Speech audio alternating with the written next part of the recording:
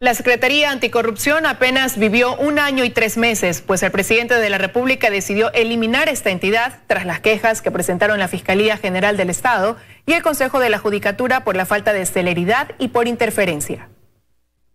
3 personas pasaron por la Secretaría Anticorrupción desde el 6 de febrero de 2019. Esta entidad adscrita al Ejecutivo fue eliminada por el mismo presidente de la República. Si hay alguna duda de que esta Secretaría podría impedir la celeridad en cualquier caso de corrupción, hoy cierro la Secretaría Anticorrupción. Esta decisión se toma tras la carta que la fiscal Diana Salazar envió al primer mandatario hace 2 semanas, donde señaló que había injerencia y que las investigaciones se han visto afectadas en varias ocasiones por la información o requerimientos que se efectúan desde la Secretaría Nacional Anticorrupción a los diferentes fiscales que se encuentran a cargo. A esta queja se sumó el pedido de la Corte Nacional y la del Consejo de la Judicatura de respetar las funciones del Estado. José de la Gasca respondió a estas acusaciones rechazando la supuesta injerencia y dijo que la Secretaría Anticorrupción y la Fiscalía son aliadas en la lucha anticorrupción. Cada una emite sus actuaciones en el marco de sus competencias. Este capítulo que se cierra era también un pedido de la Comisión Anticorrupción creada desde la sociedad civil, pues consideraron que esta institución fue un tiro al aire. Fue una pirueta mediática, porque aquello significaba que el gato cuide la despensa. Hay que tener en cuenta también de que fue interfiriendo las investigaciones que realizaba Fiscalía. Moreno anunció que seguirán en la lucha contra la corrupción y por eso dijo que enviará 2 leyes a la Asamblea Nacional. Para evitar la corrupción en tiempos de emergencia económica y para que las sanciones penales sean mucho más drásticas en casos de corrupción. ¿Qué asunto de importancia ha hecho la Asamblea para enfrentar la corrupción que no sea el discurso? La Asamblea Nacional le debe al país de una manera impresionante. En la Asamblea hay normativas que siguen en análisis. Una de ellas es la extinción de dominio, que tiene consigo la creación de jueces especializados anticorrupción. También está en cola el proyecto de la creación de un Tribunal de Cuentas que presentó el Contralor. En Quito, Andrea Samaniego, 24 horas. Atención, está en trámite la solicitud de prelibertad del ex vicepresidente Jorge Glass. Hoy en la mañana en La Tacunga se realizó una audiencia en la cual la defensa de Glass desistió de una acción de protección previamente planteada. Ocurrió al ser comunicada que la solicitud de prelibertad había empezado a tramitarse. El abogado del ex vicepresidente, Harrison Salcedo, presentó la acción de protección al haber sido impedido su ingreso al Centro de Rehabilitación Cotopaxi para entregar documentos e iniciar los trámites respectivos en la petición de prelibertad.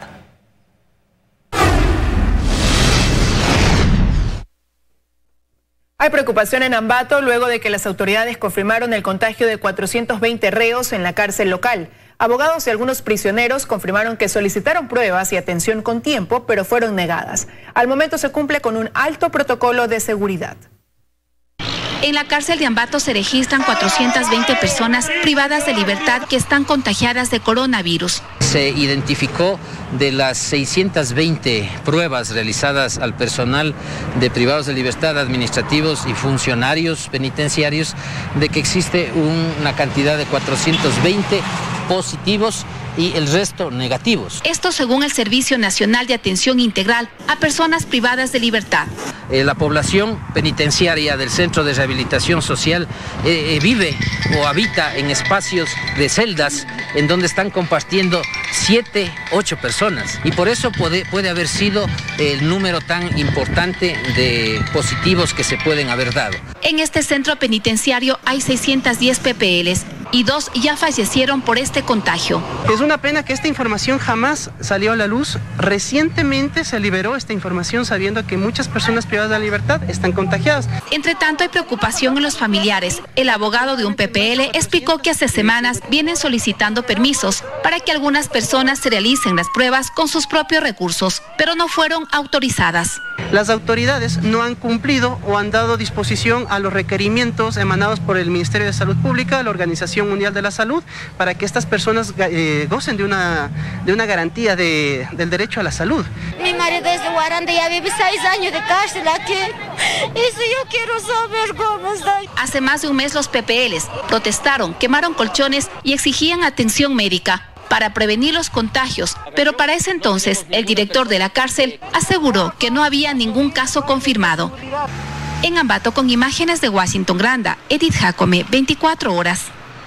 El movimiento en la zona de la bahía de Guayaquil aumentó en estas últimas horas, cuando comerciantes informales decidieron salir a las calles a vender sus productos. La venta de artículos y repuestos de vehículos también se reactivó. Y mientras Guayaquil empieza a tomar nuevamente su curso, los comerciantes ya están de pie, abriendo sus locales. En la zona de venta de repuestos de vehículos, la Ayacucho, ya hay mayor movimiento. Cuenta Jacobo que con todas las medidas de bioseguridad ya comienza a trabajar y sobre todo a vender. Está un poquito irregular, pero se va avanzando. Que se sienten agradecidos de producir, así sea poco, pero es mejor que estar en casa. Debemos tener tranquilidad para la familia más que todo. Otra zona que cambió completamente es la bahía. En el sector de la Huayna Cápac, los vendedores informales se tomaron el lugar. Steven, que tiene su puesto, asegura que como no puede abrirlo, por lo menos vende cierta mercadería desde afuera. No vendiendo todavía, sino que a veces hay mercancía que podemos tener afuera, que ya podamos sacar y listo, pero ahorita todavía los locales están permanentemente cerrados. Por lo pronto, como ustedes ven, los locales permanecen cerrados. Aún no hay una fecha para su reapertura. Sin embargo, varios comerciantes se encuentran limpiando y también receptando pedidos. Uno de los dirigentes de este sector comercial asegura que para ellos las medidas son duras, pero se respetan. Un horario a partir de las 10 de la mañana a 6 de la tarde, nadie puede abrir ningún local. En ese lapso puede haber multa de los personeros municipales. Comida, insumos médicos, ropa y hasta electrodomésticos es lo que se puede ver en el sector comercial. Todos aquellos que decidieron no quedarse en casa y salir a buscar el sustento para la familia, tratando de evitar aglomeraciones con ayuda de la Policía Metropolitana, que realizan sus rondas periódicamente para verificar también que todos circulen con mascarilla, artículo esencial en este cambio de fase. Valery Villalba, 24 horas. Justamente vamos con Luisa María Heredia, quien nos cuenta cuál es el movimiento a esta hora en el sector de la bahía aquí en Guayaquil. Luisa, buenas tardes, te escuchamos. Hola Liz, buenas tardes. Así es, estamos en una de las zonas de mayor comercio de la ciudad, de mayor movimiento, la bahía de Guayaquil. Y a esta hora son las 13 horas con 36 minutos. Los quiero invitar a hacer un breve recorrido por este que es el sector de la cadena, donde además de pequeñas y medianas importadoras hay bodegas y almacenes comerciales, pero especialmente estos módulos que ustedes pueden observar, que son esta clase de locales, ¿no? Que están uno pegado al otro y separados por angostos pasillos y calles. Aquí desde ayer, una vez que el color del semáforo cambió de rojo a amarillo para el puerto principal, la afluencia ha pues incrementado. Ha sido una afluencia de compradores que copó el área. Ustedes lo están viendo a esta hora también.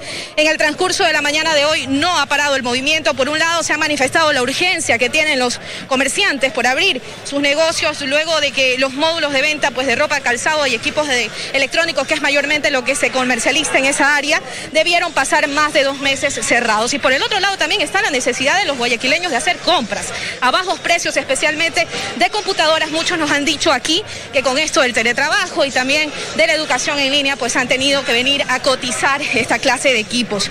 Esa afluencia se ha registrado desde muy temprano en estos 2 días. 7 de la mañana por lo menos ya aquí ha habido gente interesada en hacer compras, y por eso los comerciantes le solicitaron al municipio de Guayaquil que les permita retomar la atención desde un poco más temprano. El COE cantonal anunció que llegó a un acuerdo con ellos, con los dirigentes de estos locales, y les ha permitido que abran, y ustedes lo están viendo, no todos están abiertos, no, están abiertos la mitad. Así va a ser, se van a turnar cada día para que juntos no haya más de 2 locales abiertos.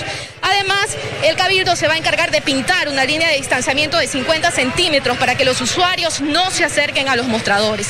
Un balance del COE cantonal de Guayaquil también reveló que el 30% de los locales comerciales ya atendieron ayer, y se estima que hoy habrían sido por lo menos un 40%, por lo que se insiste también en la aplicación de las medidas de bioseguridad, especialmente el uso del tapabocas, el uso de la mascarilla. Eso es esencial para continuar con este movimiento, para que no haya que dar un paso atrás.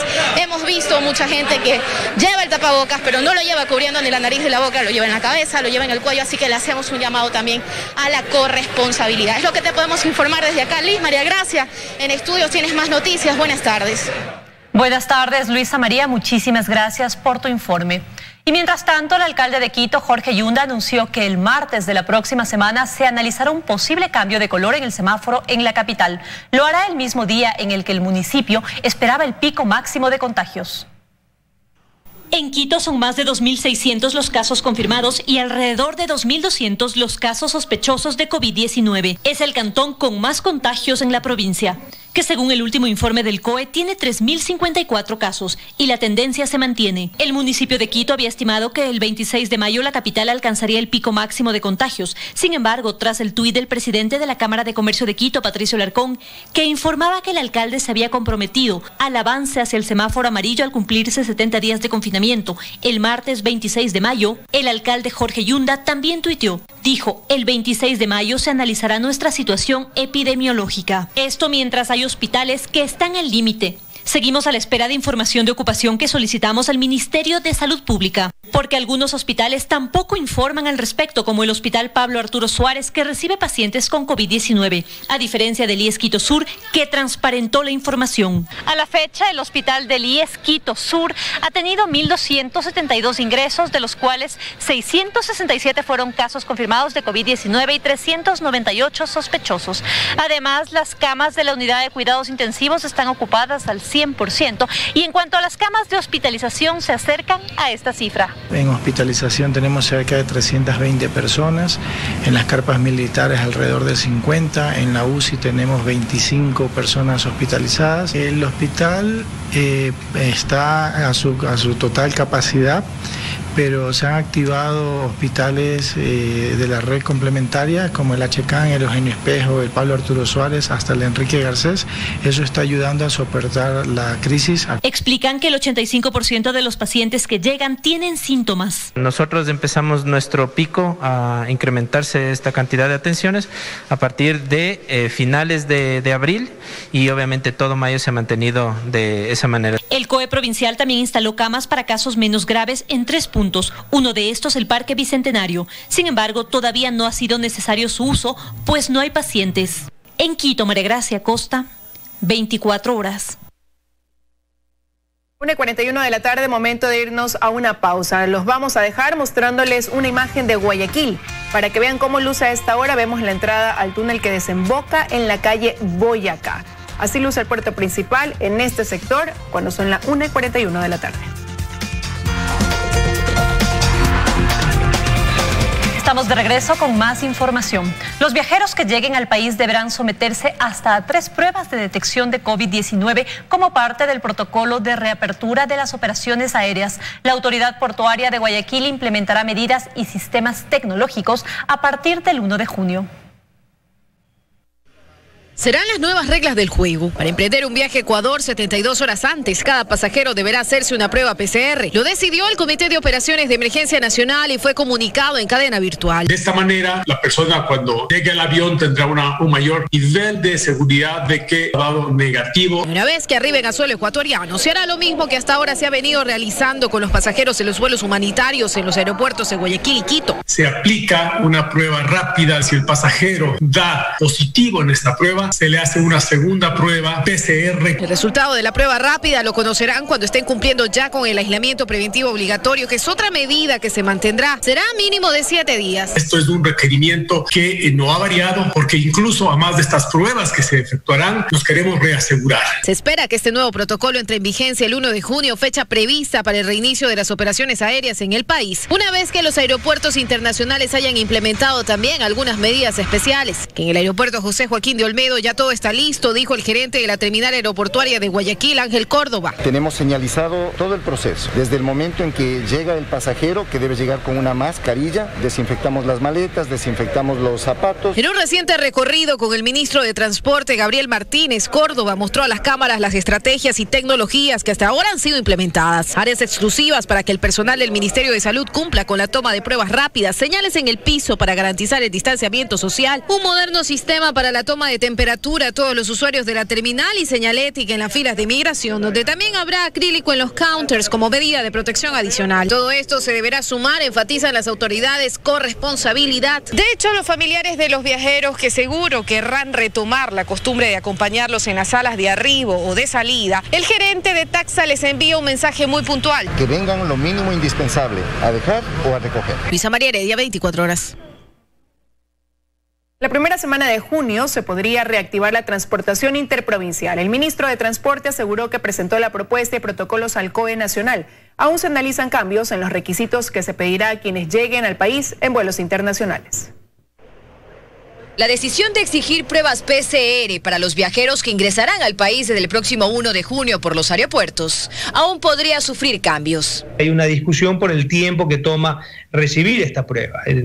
Puede ser, el COE ha establecido un tiempo de 72 horas o que se demuestre de alguna manera que es imposible conseguir o alcanzar una prueba en tan poco tiempo. Entonces eso todavía se está discutiendo. Hay incluso países en los cuales no se les hace prueba PCR a menos que estén con algún tipo de síntoma. Entonces eso estamos afinándolo. Pero frente a la solicitud de la Asociación Internacional de Transporte Aéreo de pedir a Ecuador que no exija este requisito, Martínez fue claro al mencionar la postura del país. Por el momento no se ha planteado la posibilidad de eliminar esto aquí. Se va a mantener esta medida con cierta flexibilidad, ¿no, verdad? Y probablemente para algunos países en donde no la pueden tomar, obviamente no exigirla. Además, reveló que ya hay una fecha tentativa para la reactivación de la transportación interprovincial. Nuestra propuesta es que sea la primera semana de junio el momento de arranque ya del transporte. El día exacto pues tendremos que irlo definiendo con el COE. Y esto a su vez podría traer más cambios, pues los cantones que se podrán sumar a esta reactivación del transporte interprovincial son aquellos que están en semáforo amarillo. El protocolo que se presentó este miércoles al COE Nacional para permitir la conexión interprovincial es el siguiente. En cada uno de los buses se tomará la temperatura de los pasajeros. Habrá un proceso de desinfección. Se exigirá el uso de la mascarilla. Solo se permitirá el 50% de aforo en las unidades. Solo los choferes que no sean de grupos vulnerables podrán conducir las unidades. No habrá paradas improvisadas. Y se plantea también que haya la limpieza de los buses cada 3 horas. Y sobre la liquidación de TAME. TAME no es la primera empresa ni la única que va a tener que cerrar por la situación de pandemia. El ministro reiteró que TAME Amazonía no desaparecerá, mientras que los vuelos al aeropuerto de Santa Rosa los tomará la TAM. A Esmeraldas casi se concreta el diálogo con Aeroregional y la conexión con el aeropuerto de Lago Agrio podría asumirla Avianca, pero esto aún está en diálogo. Dayana Monroy, 24 horas. Abogados difieren en la aplicación de protocolos para la realización de audiencias virtuales en las cortes del país. La Corte Nacional de Justicia presentó un protocolo que ha despertado un fuerte debate, principalmente entre penalistas, algunos de los cuales defienden las audiencias presenciales. Estar cara a cara en una audiencia es para un abogado litigante la esencia de su trabajo. Mirar a los ojos al juez, interrogar a los testigos y constatar las pruebas documentales dentro de un proceso. Sin duda será una práctica cada vez menos común, al menos mientras convivamos con el coronavirus. Y en esa línea, la Corte Nacional de Justicia presentó hace pocos días un protocolo para la realización de las audiencias virtuales. Algunos penalistas aceptan las reglas del juego, no obstante plantean complicaciones, por ejemplo, a la hora de revisar documentos. Porque en materia legal, por ejemplo, los documentos impresos simples o fotocopias simples no tienen valor alguno. Hay documentos que deben estar apostillados, hay documentos que hay que revisarlos físicamente o saber exactamente con qué características cuenta para que las partes puedan pronunciarse. En este protocolo se informa que la Corte Nacional de Justicia contará con 6 salas virtuales, además de 3 equipos de videoconferencia operativos y una licencia de la aplicación Zoom. Se plantea la obligatoriedad de los abogados y las partes procesales, quienes deben asistir con audio y video para el desarrollo de las audiencias. Pablo Encalada, penalista y litigante, asistió a una audiencia telemática por estos días, con la tecnología y los sistemas de conexión a punto, pero su experiencia no fue la mejor. El contacto visual, dice, es necesario. No había cómo verles los rostros a los jueces, y si uno no puede mirar a los ojos a estos jueces a quienes les va a dirigir la palabra es prácticamente como hablar solo. Entonces yo objeté, me opuse a la realización de esta audiencia. La audiencia fue suspendida y será convocada de manera presencial por decisión de los jueces, algo que también establece el protocolo. La decisión de determinar si procede realizar una audiencia virtual o presencial será de exclusiva responsabilidad de la jueza o juez ponente. Encalada cree que la regla deberá ser las audiencias presenciales. No por acelerar estos cambios nosotros vamos a sacrificar los derechos de las personas, de los justiciables. Hay audiencias que por excepción tendrán que realizarse de manera telemática, pero definitivamente hay otras audiencias que no se pueden realizar por esta vía. Lo cierto es que la aplicación de audiencias presenciales en medio de una pandemia y con alto riesgo de contagios seguramente requerirá más y mejor tecnología. La dinámica de ahora en más será distinta, pero según algunos abogados, el contacto visual y verbal es casi insustituible. En Quito, Fausto Yepes, 24 horas. Estamos de regreso con más información. Correos del Ecuador es una de las 7 empresas públicas que vía decreto será eliminada. Pero el ministro de Telecomunicaciones, quien preside el directorio y es el encargado de su liquidación, asegura que la vía para extinguirla será la concesión a un operador privado. Con el acta de defunción firmada, la empresa pública Correos del Ecuador sigue funcionando. Así lucía una de sus oficinas este jueves en el norte de Quito. Decenas de usuarios haciendo fila para retirar su encomienda.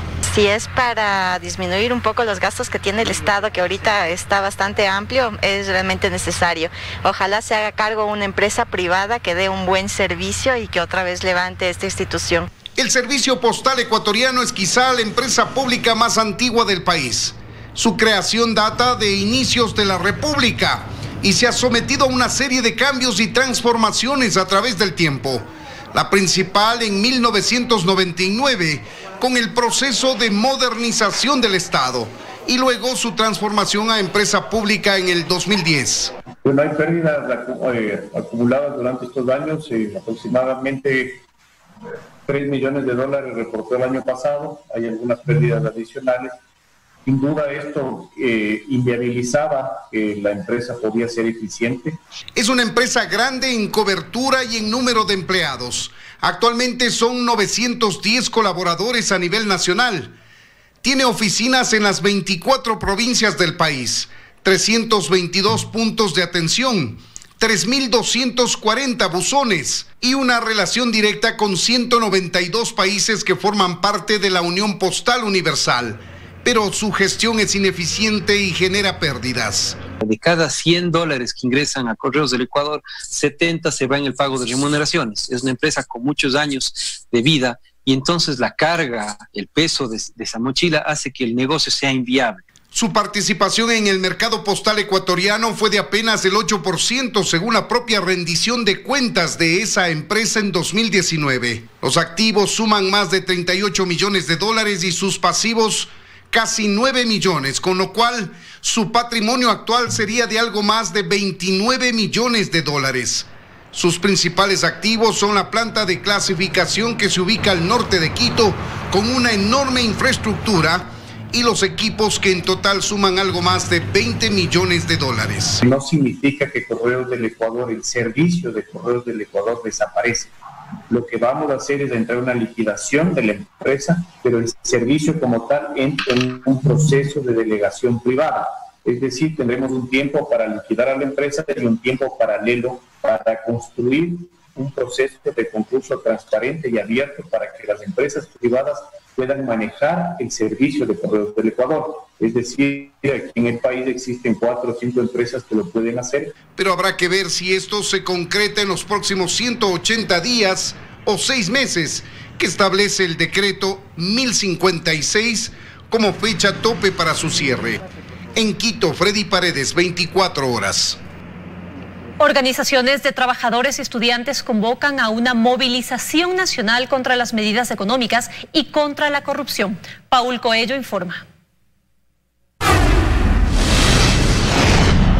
El Frente Unitario de Trabajadores, la Confederación Nacional de Servidores Públicos y Organizaciones Estudiantiles realizarán este día lunes una gran movilización a nivel nacional por estar en contra de los despidos que se han efectuado en estos últimos días en instituciones públicas. Además, levantarán su voz de protesta frente a los casos de corrupción identificados en hospitales públicos del país. Nosotros decimos que más de 350.000 están desempleados. Nosotros que somos de Cuenca, las empresas grandes han cerrado y han botado a la gente. Digo, han dejado una desocupación. ¿Qué hacer? Hacer un llamado a la unidad para parar esta corrupción. Ustedes han visto los sobreprecios de mascarillas, de otras situaciones de canasta. ¿Y qué ha pasado con esas autoridades? Por eso, no hablemos de corrupción, luchemos en contra de la corrupción, y eso se hace en las calles. Para esta movilización, las organizaciones tomarán muy en cuenta el tema de las medidas de seguridad. Instaron a aquellos que quieren asistir, vayan con mascarillas y respeten el distanciamiento social.